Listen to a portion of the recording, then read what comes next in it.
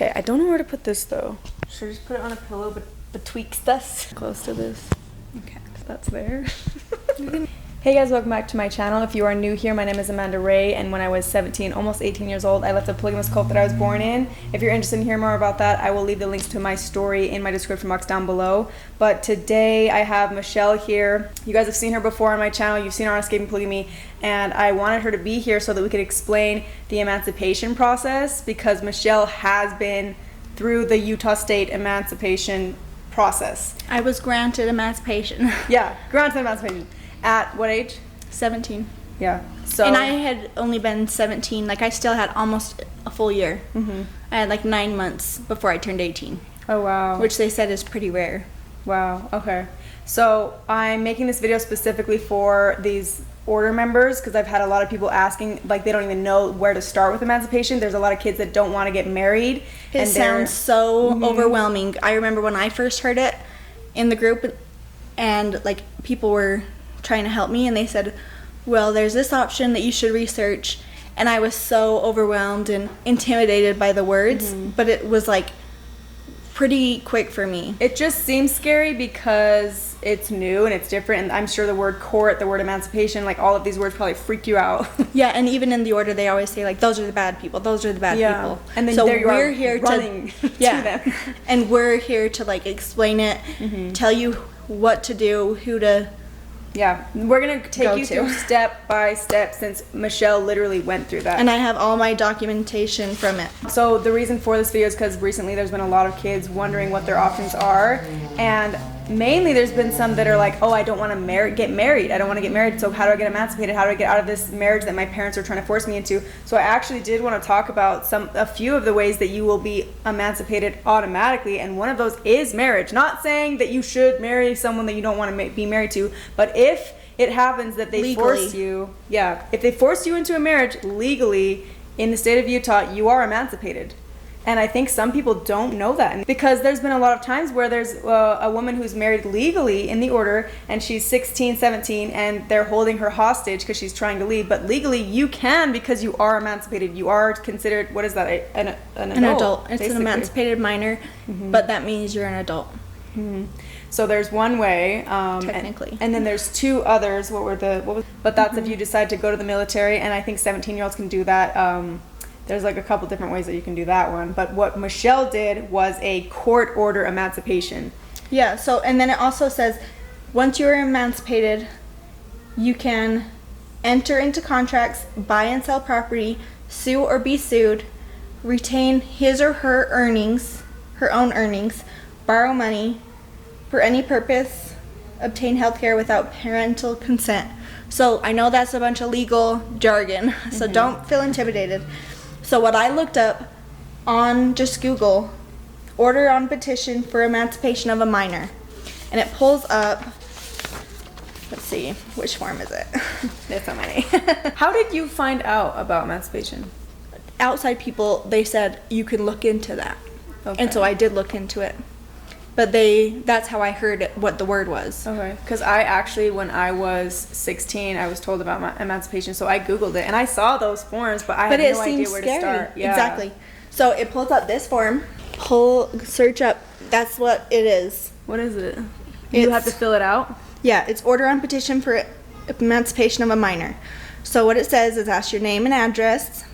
I am a plaintiff or petitioner. That's the one you click or check, because you're not an attorney. Then you say your last name, first name, date of birth, and it says a minor under 18 years of age represented, and then it says my name is blank, my address is blank, I'm at least 16 years old, and then your birthday. So you can't get emancipated if you're younger than 16?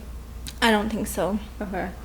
And most of the time 16 is the age that they're starting to get pushed into a marriage. I mean, 15 has happened, but 16, 17 is when... Yeah. But so 16 you can start... So you start filling out the form, but can you, like, did you move somewhere else and fill the form out? So this is the thing. If you run away and you don't have the forms filled out and turned into the court, legally they have to send you back.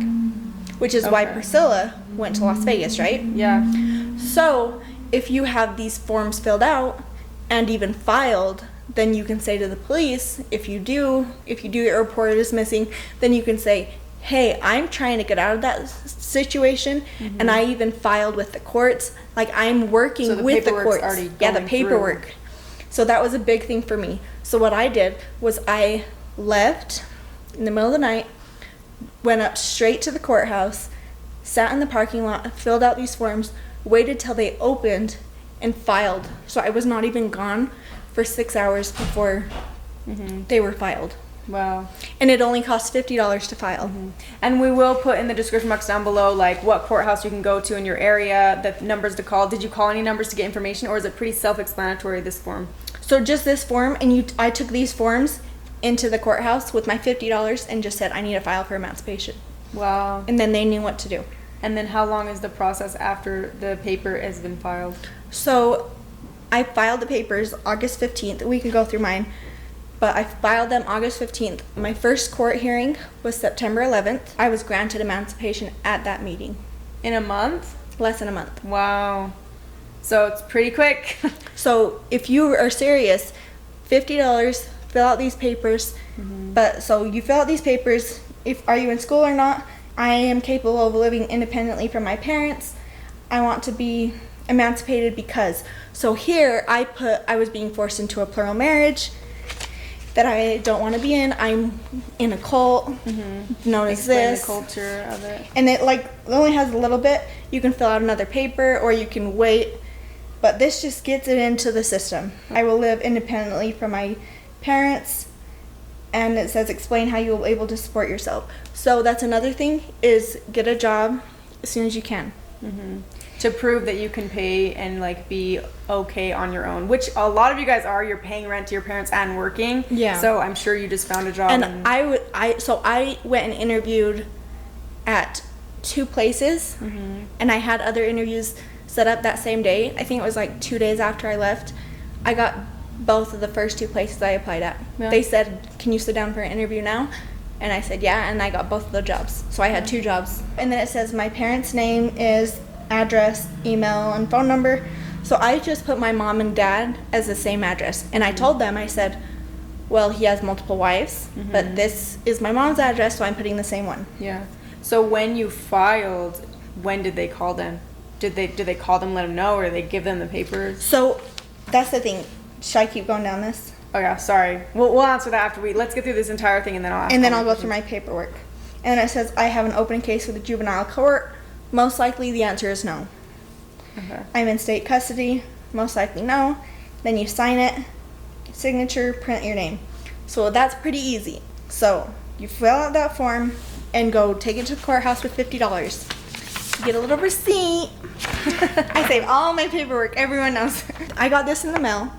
It's saying that I filed for emancipation. My parents both got one of these as well. So that's the thing. What I did was move out because they're going to get notified that you filed. So you don't want to really be living in that house.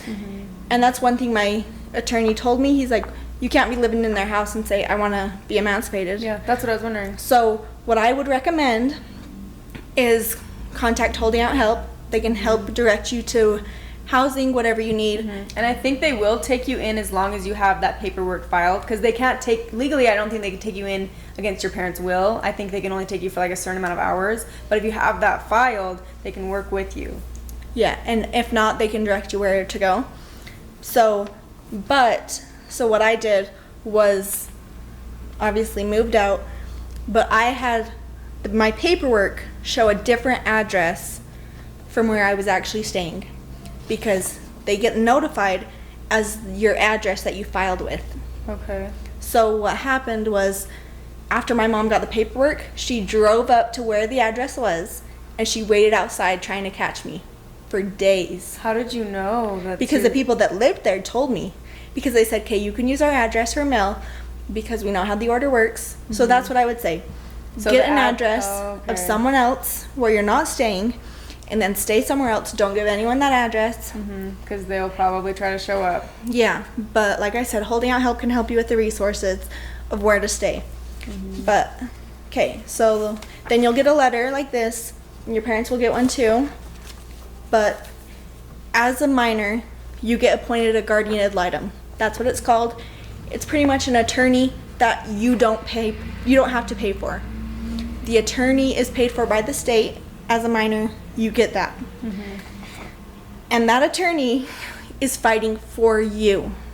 It is your voice in the case. So with this whole process, you only paid that $50. $50. Okay. Yeah. So with your guardian ad litem, you need to trust them, and you can't hold anything back from them. So I made a list that said things to go over with guardian ad litem, and then the day of the meeting. So you schedule them, they have a meeting with your guardian ad litem, and you go over and explain to them in more depth than what you filled out, and say, this is what it is, this is why I'm filing for emancipation. I said, I'm not going to read this whole thing, there's like 2 pages. You typed it all. Well, I typed it up because I wanted to remember what to talk to them about. And I even pulled out my laptop and I said, I wrote a list because I don't want to forget anything. Yeah. Talk about abuse, talk about birth certificates and the way they go around the law, talk about the neglect and things Dad would say about his kids and wives. And so this meeting with guardian ad litem is just to be this is bullet points of everything that So this meeting is one of the most important meetings. You cannot hold anything back. As deep and dark as it gets, I know this is scary as soon as you leave, but as deep and as dark as it gets, you need to tell them, because he needs to know what he's presenting to the court and the judge. So he needs the full why it went so fast with me, I believe, is because I said, Dad cares more about his toys than his kids. Sexual abuse, physical abuse, mental abuse. They talk about consequences of going back and even the consequences of involving DCFS. It's not an option to go back because some things happen to others, then they disappear. And I talked to him about all of this. You have to tell him what happened to other people, what happened to every single person. What do you mean? Like they get put into a home, or they you don't see them anymore. Yeah. Exactly. Or sent to Washakie or sent somewhere. Yeah. And I told him, I said, with my dad's family, not many have tried to leave and get out. Few have tried, none have been successful. And he said, so I guess I feel that way. My guardian ad litem said. Wow. He says, you understand what adult responsibilities are. Like you need to pay your rent, you have to pay for somewhere to go, you need Did to you figure mention out that you transportation. already were doing that? Yeah, and that's what I told him. I said, I have 2 jobs. I have transportation, and I have my car that my mom still has, but she won't sign the title over to me. So I would like to discuss that. And he was like, yeah, we can talk about that there. Did you end up getting your car? Yes. Wow. That's awesome. Yeah. And then he said, not having your dad's name on the birth certificate actually makes things better because he doesn't have the right to stand up and say anything until he proves that he's my dad, which will also prove he had sex with his niece and prove incest that goes on in the order, reinstating what I was saying the whole time. So he, of course, was not anywhere He near the didn't even show up, which was great, honestly. My mom hired her attorney, Laura. She's a lawyer for a lawyer for the order. She's a public attorney. I guess not public because she only works for the order. Well, she's technically a public. Yeah. So that's what I got. So information about my guardian ad litem, and I had a meeting with him. And like I said, don't hold anything back from him, or it might not be a boy, it might be a girl. And I was like, why do you keep saying that? Because mine was a guy. Yeah. So don't hold anything back. They are the ones that fight for you. In my case, the judge did ask if I wanted to say something. Maybe they won't. So your guardian ad litem, other words, attorney, is the one who speaks for you at that court date. In my case, my mom and her attorney, Laura, they said, we will grant your emancipation if you take out any talk of plural marriage, arranged marriage, forced marriage, or incest. So there was a way to manipulate the papers? They were trying to, yes. Wow. So they crossed it. I wrote, I would like to be emancipated because I'm being pressured into an unwanted plural marriage and an abusive household. In order to live independently without my parents, I will be getting a job to pay expenses. I would be the 5th wife if I got married. Oh, wow. So that's what I wrote. And then they crossed out all of that. But you can still read it. Well, they crossed it out. And they said, I want to be emancipated to make my own decisions. And So what do you think would have happened? I'm in college with only one more semester until I have my associates. So the reason why I wanted to get the abuse and plural marriage in the file is because for future people who try to leave, they can say, look at this person, she was granted emancipation, or she wasn't granted emancipation, and she even claimed there was abuse. Yeah. So if you get it in the file, then enough people that try to leave them, they say, well, there's abuse in all these different situations, or there's pressure into a marriage in all these different situations. It'll help the future people. So, and I told them, I said, and then they also said, parents have agreed to let me get emancipated if I agree to change the wording on the petition for emancipation to take out any and all wording about an arranged marriage and being forced to marry the person I was being forced to marry. I did agree to. They also wanted me to agree to go to a relationship therapist with them, and they get to choose the therapist. I said no to that because my attorney, he said, well, they can't really control that because if you are emancipated, you get to make your own decisions. Yeah. So, and my attorney, guardian ad litem, he really fought for me, and because he knew the extent, because I didn't hold anything back from him, he knew what I needed to fight for and what I needed to give, which was taking out the wording. And what I could say, you guys have no control over that. Because they also said not to have any relationships with any people from escaping polygamy. He said that? Yeah. Wow. And my guardian ad litem, he said, well, they have no control over that because that's your future. They can't say, don't talk to this person for the rest of your life. Yeah. Because that's what a parent is. Yeah. So then that had to get altered then. Yes. Did your guardian ad litem be like, hey? Yeah, so it says, with these requests, my guardian ad litem said he would object to all of that because they don't have the right to make requests or demands about what I can do after I become emancipated. Then doing that defeats the purpose of being emancipated because the whole point of emancipation is to be able to make my own personal choices. So it almost made them look more controlling. Exactly, and that's what my attorney or guardian ad litem, he did say. He's like, well, all that confirms what you said. Yeah. I got a court date, and I believe this came in the mail of when my court hearing was going to be, who my judge was going to be, and all of that. So, and I think it went to the place I had my mail going to. So you file that, then they get those other papers, and then this is the court date. Now that your guardian ad litem has all of the information, now you can go to court. Yes, but like I said, don't hold anything back from the guardian ad litem. You can even request for someone to be there, but I would say someone you trust. Like, I told people that I'm willing to go to talk to their guardian ad litem with them, people that I've been in contact with, and they said, like, yes or no, which is fine.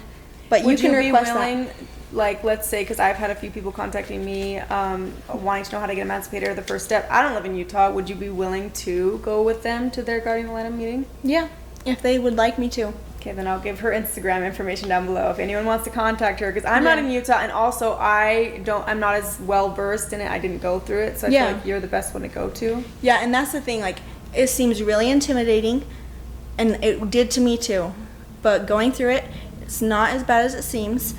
Your guardian ad litem, when I first heard that, I was like, my what? Guardian? Huh?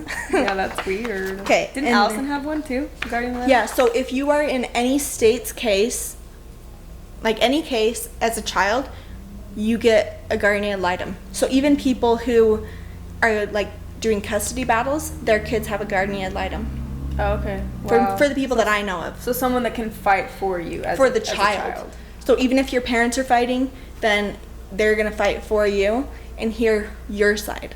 Okay. So you don't have to talk to your parents, so whatever, go through that process. But, so then, this was the day of the court hearing. It says, this was the minutes printed off, and my official stamp of being emancipated.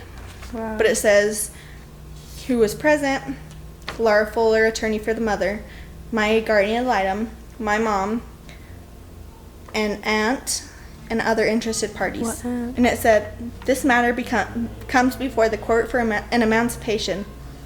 My attorney states that the mother will stipulate to the emancipation as amended by the interlineations. Is that how you say that? interlineations. I don't even know what that word means. He states the minor will be taking the semester off, has transportation, stable housing, and only has 1 semester left before she receives her associate's degree. Attorney my guardian ad litem states it is in the minor's best interest to grant the emancipation. So that shows what all they're looking for with the court, with the judge.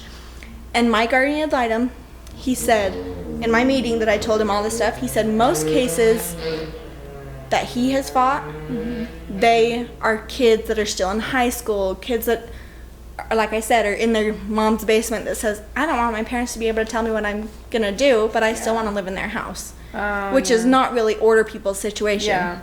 Like, I don't know any order person that would want to leave in that situation. Yeah. Everyone that's talked to me about emancipation options, they're trying to get out of the parents' clutches. They don't want to be in the home either. Yeah. So that's, and he said, that's typically when it fails.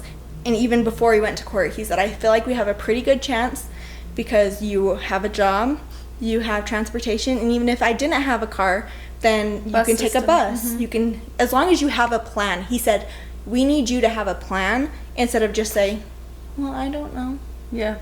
And you had a plan. And you need a reason why you're wanting it, which everyone in the order has a valid reason. Even if you're not being pressured into a marriage, even if you're not being abused physically, you have a reason because you don't want to be in a cult. Yeah. And we will all testify for you, whether it be via Zoom, whether we show up. Yeah. There's plenty of We people can out testify. here that are willing to help you for sure. You just have to let us know, though. That's the problem. Yeah. Is I feel like there's some people that left and we're kind of just like fighting alone because none of us knew. I had people there at my emancipation, so my mom knew and other people knew, like, I have support backing me. And if you need that, we are here. Like I said, if you need us to come to your emancipation, your guardian ad litem meeting, we'll come. I have no issue with it. I've done it before. I know it seems intimidating. Being out as long as I have, I guess it's not very long, but it seems like forever. Yeah. Because I've grown so much since. So 5 years. That note too, just before we forget, we were also talking about how I should have put this in my birth control video, but going into Planned Parenthood is a scary, scary thought. Yeah. I went when I was really young, and I don't think I would have went alone. I don't think I would have went alone. No, and that's the thing. Holding Out Help is a very good resource. I've talked to them. I didn't go through them when I left, but I have since talked to them about some of the concerns that order people are having. I'm sure that they know what it is. We don't need to spell it out for all my dad and everyone that's trying to fight against them. But we have people and ways to help you get through those steps and get over those milestones that are causing issues. And people that are willing to go with you and walk in through Planned Parenthood and hold your hand through it, because it is scary. And that's fine to need that or request that. That's fine. No shame, no nothing. Like, you're not alone was what we're saying. You don't have to be alone or feel like you are alone. I know. It feels so isolating in the order, but you have people. I will go. And I know that I'm very scary to some people. I get told scary at first. I get told so many times that I'm scary. But there's people, like, even Holding Out Help. There's way nicer people than me. You don't have to just go with me. Yeah. No, that's because when we first met you. But after getting to know her, you know. Well, I'm just very blunt. Yeah. So people are like, coming from the order too. Yeah, that's what I'm saying. People meaning people from the order. I feel like because people in the order are like very like people pleaser, like passive aggressive. No, and I'm like, you're like, fuck you. What the fuck did you say? Say to my face. But that's a good quality, and I feel like I've come a long way. Yeah. Like even in the order, everyone was like, you were so quiet, you were so nice, and I'm like, not on the inside, homie. Yeah. I was beating all y'all's up in my brain.